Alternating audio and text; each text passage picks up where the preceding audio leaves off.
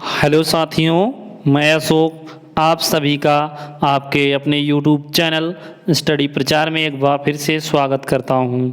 साथियों, पेट UP triple SC की जो सीरीज है यहाँ पर सीरीज नंबर 2 है फ्रेंड्स। क्या वीडियो लेक्चर नंबर 2 है जो कि आप इतिहास के बारे में पढ़ रहे हैं। साथियों, आप यहाँ पर भारतीय इतिहास के अंतर्गत प्राचीन इतिहास को पढ़ रहे हैं।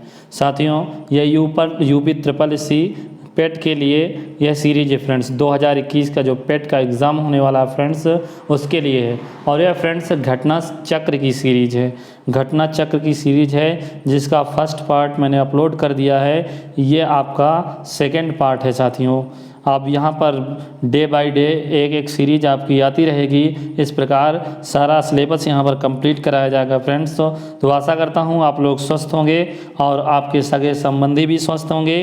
तो दोस्तों, इसी आशा के साथ मैं इस सीरीज को आपके सामने प्रस्तुत कर रहा हूँ। तो चलिए देखते हैं। यहाँ पर सबसे पहले हम बौद्ध धर्म के बारे में पढ़ेंगे, जिसके अंतर्गत देखेंगे। तो चलिए साथियों, यहाँ पर पहला क्वेश्चन आपसे जो कह रहा है इसे हम देखते हैं। तो आपके सामने पहला क्वेश्चन साथियों कह रहा है, क्वेश्चन नंबर फर्स्ट की बात करें तो यहाँ पर कह रहा है निम्नलिखित में से कौन सा बौद्ध पवित्र स्थल, क्या साथियों, बौद्ध पवित्र स्थल निरंजना नदी पर स्थित था। कह रहे हैं कौन सा बौद्ध पवित्र स्थल था जो कि निरंजना नदी पर स्थित था। तो आपको बताना है कमेंट बॉक्स में साथियों। बोध गया, कुशीनगर, लुम्बिनी, ऋषिपत्तनम ऑप्शन आपके सामने है, कमेंट कीजिए साथियों। तो इसका राइट आंसर जो बन जाएगा वो होगा साथियों बोध गया। ए आंसर 1 का राइट हो जाएगा। आइए हम इसको डिटेल में भी पढ़ देते हैं। आइए देखते हैं, यहाँ से भी क्या क्वेश्चन बन सकते हैं कि प्रसिद्ध बौद्ध जो स्थल बोध गया निरंजना नदी के किनारे स्थित है। और बोध गया जो है, बोध गया में ही गौतम बुद्ध को ज्ञान की प्राप्ति हुई थी साथियों। और इसके बाद वह बुद्ध कहलाते, क्या कहलाते, बुद्ध नाम से वो प्रसिद्ध हो गए थे जब ज्ञान की प्राप्ति हुई थी। और तभी से यह स्थल बौद्ध धर्म के अनुयायियों यानी कि फॉलोअर्स के लिए अत्यंत महत्वपूर्ण है। और वर्ष 2002 में यूनेस्को द्वारा, किसके द्वारा साथियों, यूनेस्को द्वारा इस शहर को क्या किया गया, इस शहर को विश्व विरासत स्थल घोषित कर दिया गया। बेहद इंपॉर्टेंट क्वेश्चन है फ्रेंड्स। यहाँ आप स्क्रीनशॉट लेकर इसका कॉपी में नोट डाउन कर सकते हैं। नेक्स्ट क्वेश्चन देखते हैं, क्वेश्चन नंबर 2 क्या कह रहा है।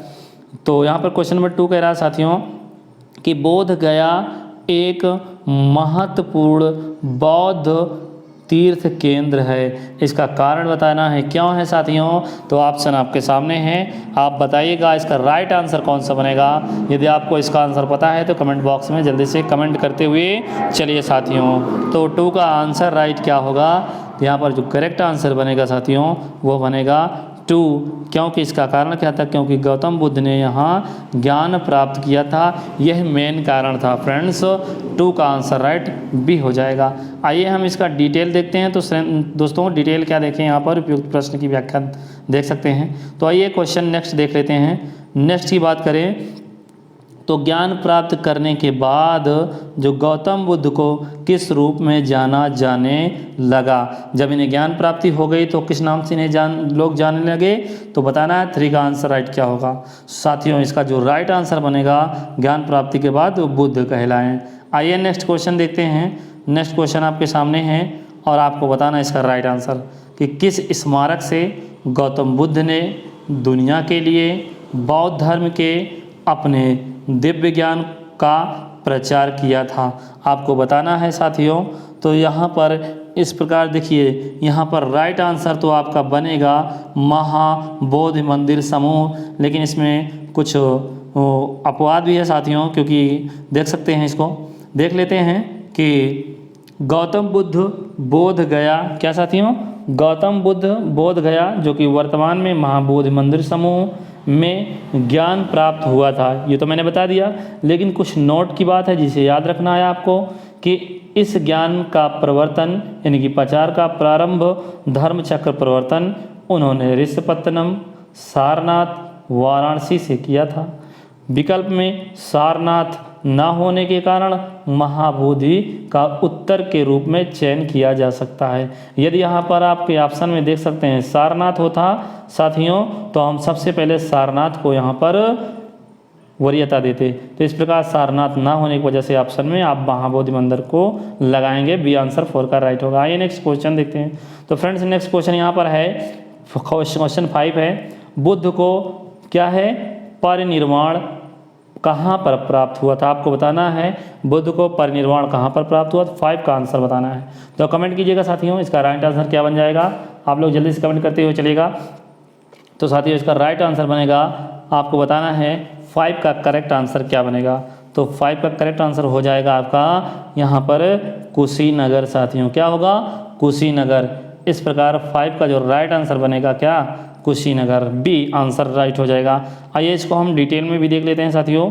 अब डिटेल में क्या कह रहा है यहाँ पर कि महात्मा बुद्ध के को मल्ल गणराज, कौन से गणराज? मल्ल गणराज की राजधानी क्या है? कुशीनारा, जिसको वर्तमान कुशीनगर में 483 ईस्वी में परिनिर्वाण इनको प्राप्त हुआ था। और बौद्ध ग्रंथों में इसे क्या कहा गया? महापरिनिर्वाण कहा गया।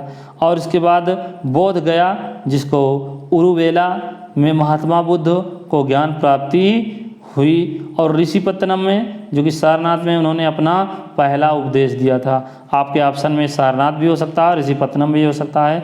और जिसे इससे क्या कहा गया साथियों? इसे धर्मचक्र परिवर्तन कहा गया।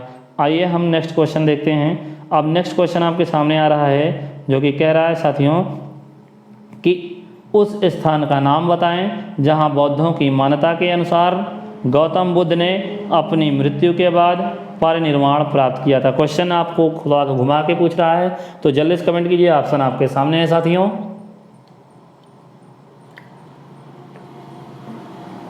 तो राइट आंसर बताइए साथियों। 6 का राइट आंसर क्या हो जाएगा? तो 6 का करेक्ट आंसर जो बनेगा वो हो जाएगा कुशीनगर साथियों। क्या? कुशीनगर हो जाएगा 6 का राइट आंसर। आइए हम नेक्स्ट क्वेश्चन देखते हैं। अब नेक्स्ट क्वेश्चन साथियों आपके सामने आ रहा है, जो कि आपसे कह रहा है कि बौद्धों के लिए, किसके लिए साथियों? बौद्धों के लिए उत्तर प्रदेश में स्थित सारनाथ क्यों महत्वपूर्ण है? आपको बताना बौद्धों के लिए उत्तर प्रदेश में जो स्थित सारनाथ है क्यों महत्वपूर्ण है, आपको बताना है। तो राइट आंसर क्या बनेगा? ऑप्शन आपके सामने 4 ऑप्शन दिए गए हैं। आप बताइए इनका करेक्ट आंसर क्या बनेगा। जल्दी से कमेंट कीजिएगा साथियों। आपको 5 सेकंड का टाइम दे दिया जा रहा है, जल्दी से कमेंट करना है आपको। तो इसका राइट आंसर क्या बनेगा जल्दी बताइएगा। तो इसका जो करेक्ट आंसर होगा साथियों वो हो जाएगा 7 का डी आंसर राइट होगा, जो कि ज्ञान प्राप्त करने के बाद भगवान बुद्ध ने सारनाथ में अपना पहला उपदेश दिया था साथियों। इस प्रकार 7 का डी आंसर राइट होगा। नेक्स्ट क्वेश्चन देखते हैं।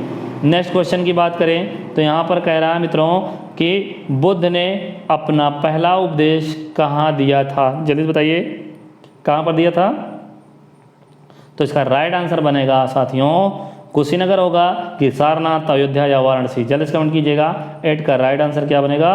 तो साथियों हो जाएगा सारनाथ। क्या? सारनाथ। नेक्स्ट क्वेश्चन देखते हैं। अब अगला क्वेश्चन आपसे कह रहा है मित्रों कि बुद्ध ने यहाँ पर खालिस्तान दिया गया है में अपना पहला धर्मोपदेश देते हुए अपने मत की आधारशिला रखी थी। बताइए कहाँ रखी थी? 9 का ऑप्शन राइट कौन सा होगा? जल्दी से कमेंट करते हुए आप बताइएगा कौन सा ऑप्शन राइट हो जाएगा। साथियों यहाँ पर करेक्ट आंसर जो बनेगा 9 का वो हो जाएगा क्या? वो होगा साथियों सारनाथ। क्या होगा? सारनाथ करेक्ट आंसर हो जाएगा 9 का। आइए हम नेक्स्ट क्वेश्चन देखते हैं। नेक्स्ट क्वेश्चन क्या है? अब नेक्स्ट क्वेश्चन आप साथियों बताना है आपको क्या है। तो इसको पहले हम डिटेल में देख सकते थे कि गौतम बुद्ध का जन्म कपिलवस्तु के निकट में कहाँ पर? लुम्बिनी नामक स्थान पर हुआ था। बुद्ध ने अपना पहला धर्मोपदेश कहाँ? सारनाथ में दिया था। और यहाँ उन्होंने 5 ब्राह्मण सन्यासियों को पहला उपदेश दिया था, जो कि यहाँ पर कितने ब्राह्मण को दिया था? 5 ब्राह्मण सन्यासियों को पहला उपदेश दिया था, जिसे बौद्ध धर्म में धर्मचक्र परिवर्तन कहा गया। आइए नेक्स्ट क्वेश्चन देखते हैं साथियों। नेक्स्ट क्वेश्चन नंबर 10 है और कह रहा गौतम बुद्ध ने खालिस्तान दे दिया गया बीच में धम्मचक्र सूत्र, जिसको हम धर्मचक्र परिवर्तन सूत्र के नाम से जानते हैं, का उपदेश दिया। आपको बताना है गौतम बुद्ध ने धर्मचक्र परिवर्तन सूत्र का जो उपदेश दिया कहाँ पर दिया। कमेंट आपको करना है कि 10 का राइट आंसर क्या बनेगा। तो साथियों इसका जो राइट आंसर हो जाएगा, जल्दी से कमेंट कीजिएगा, इसका राइट आंसर डी बनेगा साथियों। क्या इसका राइट आंसर क्या बन जाएगा? डी, सारनाथ। डी आंसर 10 का राइट होगा। आइए हम नेक्स्ट क्वेश्चन देखते हैं। क्वेश्चन नंबर है 11 साथियों। अब 11 आपसे क्या कह रहा है आप देख लेंगे। तो 11 में आपसे कह रहा कि पाली में बौद्धों ग्रंथों को, किसको? बौद्ध ग्रंथों को आमतौर पर त्रिपिटक का मतलब 3 फोल्ड बास्केट कहा जाता था बौद्धों में आमतौर पर पाली बौद्ध ग्रंथों को। अब कह रहे हैं कि इनमें से कौन सा जो कि त्रिपिटक से संबंधित है ही नहीं है, मतलब त्रिपुटों में से नहीं है। कौन सा नहीं है? आपके सामने 4 ऑप्शन है, कमेंट कीजिएगा कौन सा इससे संबंधित नहीं है त्रिपिटक से। तो यहाँ पर 11 है और 11 का राइट आंसर क्या बनेगा आपको कमेंट करना है। तो साथियों इसका राइट आंसर हो जाएगा उपसाका पिटक, जो कि त्रिपिटक से संबंधित नहीं है। नेक्स्ट क्वेश्चन देखते हैं। इसके पहले हम इसको डिटेल में इससे क्वेश्चन देख लेते हैं कि पाली में बौद्ध ग्रंथों को आमतौर पर त्रिपिटक या फिर इसका सेकंड नाम 3 फोल्ड बास्केट कहा जाता है, जिसमें शामिल है सुत्त पिटक है, विनय पिटक है, अभिधम्म पिटक है। त्रिपिटक बौद्ध धर्म के मुख्य ग्रंथ हैं। क्या साथियों? अगर पूछा जाए त्रिपिटक क्या है तो त्रिपिटक बौद्ध धर्म के मुख्य ग्रंथ हैं। इनकी मुख्य भाषा पाली है साथियों। क्या है? पाली है। आइए नेक्स्ट क्वेश्चन यहाँ पर पूछा जा रहा है आपसे, जो कि यहाँ पर कह रहा है कि नागार्जुन कौन थे? साथियों बताना है नागार्जुन कौन थे। एक जैन भिक्षु थे, एक बौद्ध दार्शनिक थे, एक यूनानी शासक थे, या फिर एक वैदिक ऋषि। कमेंट कीजिएगा साथियों 12 का आंसर राइट कौन सा हो जाएगा। ऑप्शन आपके सामने हैं, यदि आपको पता है तो इसका आंसर जल्दी से कमेंट कीजिएगा। तो साथियों जो ये नागार्जुन थे साथियों, वो थे एक बौद्ध दार्शनिक थे। क्या? बौद्ध दार्शनिक। आइए डिटेल में भी इसके बारे में हम पढ़ लेते हैं। बौद्ध दार्शनिक थे तो नागार्जुन एक बौद्ध दार्शनिक थे, जिसको आपने देखा। वे कुषाण शासक, और कुषाण शासक कौन था? कनिष्क के समकालीन थे। किसके समकालीन थे? कनिष्क के, जो कि कनिष्क कुषाण शासक के थे। तो आइए देखते हैं। उन्होंने प्रज्ञापारमिता, क्या? प्रज्ञापारमिता सूत्र की रचना की, जिसमें शून्यवाद, जिसको सापेक्षवाद भी कहते हैं, शून्यवाद का प्रतिपादन किया गया। और वे माध्यमिक दर्शन के प्रमुख आचार्य थे। वो किसके आचार्य थे साथियों? वे माध्यमिक दर्शन के प्रमुख आचार्य थे। इसका आप स्क्रीनशॉट ले के आराम से समझ सकते हैं। नेक्स्ट क्वेश्चन देखिए साथियों। नेक्स्ट क्वेश्चन क्या कह रहा है? भारत में स्थित किस शहर को विश्व का सबसे पुराना शहर माना गया है? बताइए किसको माना गया है? समानाधन के अंतर्गत आप पढ़ रहे हैं इतिहास, जो कि घटना चक्र की सीरीज है यूपी ट्रिपल पैट के लिए 2021 फ्रेंड्स। चलिए जल्दी से बताइएगा 13 का आंसर राइट क्या बनेगा। तो यहाँ पर करेक्ट आंसर जो हो जाएगा आपका साथियों, वो होगा सबसे पुराना शहर वाराणसी है। बी आंसर करेक्ट होगा। आइए हम इसके बारे में देख लेते हैं कि हिंदू पौराणिक कथा के अनुसार वाराणसी, जिसको काशी भी कहते हैं, विश्व का प्राचीनतम शहर है। अब बुद्ध काल में वाराणसी काशी राज्य की, मतलब वाराणसी काशी राज्य की राजधानी थी। क्या थी? वाराणसी जो कि काशी राज्य की राजधानी थी। आइए हम नेक्स्ट क्वेश्चन देखते हैं, जो कि कह रहा है क्वेश्चन नंबर 14 है। कह रहा है राजा बिंबिसार के दरबार में उस प्रसिद्ध चिकित्सक का क्या नाम है? किसके? राजा बिंबिसार के दरबार में उस प्रसिद्ध चिकित्सक का नाम बताना, डॉक्टर का नाम बताना है, जो भगवान बुद्ध के निजी चिकित्सक थे। क्या थे? निजी चिकित्सक थे। और आगे ऑप्शन आपको बताना है कमेंट करके क्या नाम था। तो 14 का राइट आंसर क्या होगा साथियों, जल्दी बताइएगा। तो उनका नाम था साथियों, क्या था? जीवक था। क्या नाम था? जीवक। अब आपको इसे डिटेल में भी देख लेना है कौन थे जीवक। तो जीवक प्राचीन भारत के प्रसिद्ध आयुर्वेदाचार्य थे। आयुर्वेद के आचार्य थे। ये गौतम बुद्ध के निजी चिकित्सक थे तथा और भी थे। ये बिंबिसार के चिकित्सक भी थे। बिंबिसार के भी चिकित्सक थे साथियों। और बिंबिसार मगध का राजा था तथा अजातशत्रु बिंबिसार का पुत्र था। ठीक। और बिंबिसार का पुत्र कौन था? अजातशत्रु किसका पुत्र था? बिंबिसार का पुत्र था। यानी कि अजातशत्रु बिंबिसार का पुत्र था। आइए नेक्स्ट क्वेश्चन की चर्चा करते हैं, जिसके अंतर्गत आप देखेंगे जैन धर्म। अब जैन धर्म में पहला पूछ रहा है कि पहले तीर्थंकर कौन थे, तो कमेंट करना है आपसे। ऑप्शन आपके सामने है, महावीर, ऋषभ और पारसनाथ, पद्मनाथ। जल्दी से बताना है 1 का आंसर राइट कौन सा हो जाएगा, जल्दी से कमेंट कीजिएगा साथियों। तो यहाँ पर करेक्ट आंसर जो बनेगा वो हो जाएगा साथियों ऋषभ, बी आंसर करेक्ट होगा 1 का। नेक्स्ट क्वेश्चन आइए देखते हैं, डिटेल पढ़ते हुए चलते हैं। अब डिटेल में क्या कहा जा रहा है, जैन परंपरा के अनुसार साथियों, किसके अनुसार, जैन परंपरा के अनुसार जैन धर्म में कुल 24 तीर्थंकर हुए और जैन धर्म के मूल संस्थापक या फिर प्रवर्तक कह सकते हैं। यह प्रथम तीर्थंकर कौन थे, ऋषभ देव या फिर आदित्यनाथ को माना जाता है, यानी माने जाते हैं साथियों। 23वें तीर्थंकर पार्श्वनाथ थे और महावीर स्वामी जैन धर्म के कितने 24वें तीर्थंकर थे, जिन्होंने 6ठी शताब्दी ईसा पूर्व के जैन आंदोलन का प्रवर्तन किया। 6ठी शताब्दी ईसा पूर्व के जैन आंदोलन का प्रवर्तन किसने किया, तो 24वें तीर्थंकर महावीर स्वामी ने किया था। चलिए, तो इस प्रकार यहाँ पर कई क्वेश्चन हो जाते हैं, स्क्रीनशॉट आप मार लीजिएगा। नेक्स्ट क्वेश्चन देखते हैं। अब नेक्स्ट क्वेश्चन क्या कह रहा है कि 24 जैन तीर्थंकर में अंतिम तीर्थंकर का नाम बताना है। कमेंट कीजिएगा साथियों, अंतिम कौन थे, 2 का आंसर राइट कौन सा हो जाएगा। तो यहाँ पर अंतिम तीर्थंकर कौन थे, महावीर स्वामी थे। आइए नेक्स्ट क्वेश्चन देखते हैं। क्वेश्चन नंबर 3 है, जो कि आपसे क्वेश्चन किया जा रहा है कि बताना है कि जैन धर्म में 3 रत्न, जिसको त्रिरत्न कहते हैं, दिए जाते हैं और उन्हें निर्वाण में का मार्ग कहा जाता है। क्या कहा जाता है, और उन्हें किसका मार्ग कहा जाता है, निर्वाण का मार्ग कहा जाता है। वे क्या हैं आपको बताना है। 3 का राइट आंसर क्या बनेगा, तो करेक्ट आंसर बनेगा साथियों, जल्दी से कमेंट कीजिएगा। आप कमेंट करते हुए चलिएगा, बताना लास्ट में आप कितने क्वेश्चन कर पाते हैं। तो यहाँ पर 3 का जो राइट आंसर बनेगा वो हो जाएगा सही विश्वास, सही ज्ञान, सही आचरण। डी आंसर 3 का राइट हो जाएगा। चलिए इसे हम देख लेते हैं।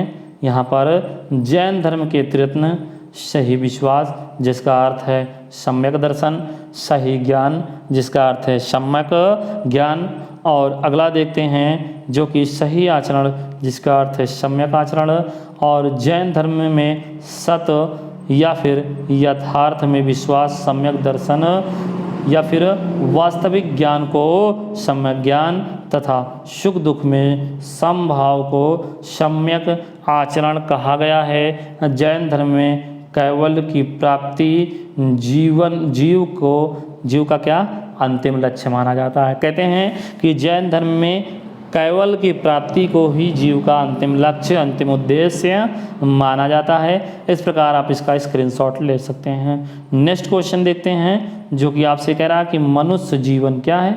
मनुष्य जीवन कह रहा है कि मनुष्य जीवन का सर्वोत्तम ध्याय है। मनुष्य जीवन जो है, मनुष्य जीवन का किसका, मनुष्य जीवन का सर्वोत्तम ध्येय है।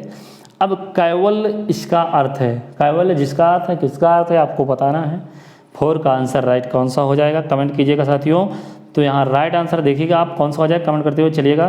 तो यहाँ पर इसका आंसर हो जाएगा इच्छाओं पर विजय प्राप्त करना, जो कि कैवल्य का अर्थ बनेगा साथियों। नेक्स्ट क्वेश्चन देखते हैं और डिटेल में इसे देखते हुए चलते हैं। कह रहे हैं कि जैन धर्म के अनुसार मनुष्य जीवन का चरम लक्ष्य कैवल्य की प्राप्ति है, और उपयुक्त विकल्प में कैवल्य का साम इच्छाओं पर विजय प्राप्त करने से स्थापित किया जा सकता है, क्योंकि इसका कारण भी है कि इच्छाओं पर विजय प्राप्त के बिना कैवल्य संभव ही नहीं है साथियों। नेक्स्ट क्वेश्चन देखते हैं। मौर्य काल अब पढ़ेंगे साथियों। मौर्य काल के अंतर्गत जो भी क्वेश्चन पूछे जाएंगे यहाँ पर मौर्य काल से रिलेट पूछे जाएंगे। आइए पहला क्वेश्चन देते हैं। मेगस्थनीज, जिन्होंने भारत के बारे में प्रसिद्ध ग्रंथ इंडिका लिखी है, वह मूल रूप से किस देश के थे, आपको इन्हें बताना है। जो मेगस्थनीज लिखने वाले प्रसिद्ध जो ग्रंथकार थे भारत के बारे में, जो इन्होंने लिखा, ये इनकी ग्रंथ इंडिका का नाम है, जो है इंडिका नाम है ग्रंथ का। और इसको लिखने वाले जो थे कहाँ के आपको बताना है। पुर्तगाल, ग्रीस के थे, मिस्र, तुर्की के थे, कहाँ के थे, या कमेंट करना है आपको जल्दी से, जल्दी बताइएगा। तो ये थे साथियों कहाँ के, तो यह राइट आंसर जो बनेगा, ये थे ग्रीस के थे साथियों। किसके, ग्रीस के थे। और ग्रीस जिसे यूनान के नाम से भी जानते हैं, या यूनान का निवासी था या भी ग्रीस का निवासी कह सकते हैं। आइए इसे डिटेल में भी देख लेते हैं। मेगास्थनीज मूलतः ग्रीस या फिर इसे कहते हैं यूनान का निवासी था, जो सेल्यूकस निकेटर का क्या था, राजदूत भी था साथियों। और मेगास्थनीज जो कि सम्राट चंद्रगुप्त के मौर्य के समय में भारत आया था। पूछा भी जा सकता है कि सेल्यूकस निकेटर का राजदूत कौन था, तो कह रहे हैं सेल्यूकस निकेटर किसका राजदूत था, तो आपको बता देना है कि सेल्यूकस निकेटर का राजदूत था कौन, तो मेगास्थनीज था साथियों। और मेगास्थनीज सम्राट चंद्रगुप्त मौर्य के समय भारत आया था। और मेगास्थनीज की प्रसिद्ध पुस्तक का नाम क्या है, इंडिका है साथियों। आइए नेक्स्ट क्वेश्चन देखते हैं, जो कि नाम है क्वेश्चन 2 और विशाख दत्त कह रहा है। विशाख दत्त द्वारा लिखित मुद्रा राक्षस कौन सी भाषा में लिखी गई, आपको यही बता देना है।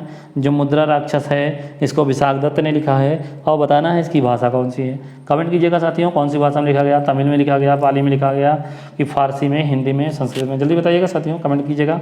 तो 2 का आंसर राइट होगा साथियों, क्या हो जाएगा, इन्होंने संस्कृत भाषा में इसे लिखा। आइए हम नेक्स्ट इसे हम डिटेल में पहले देख लेते हैं।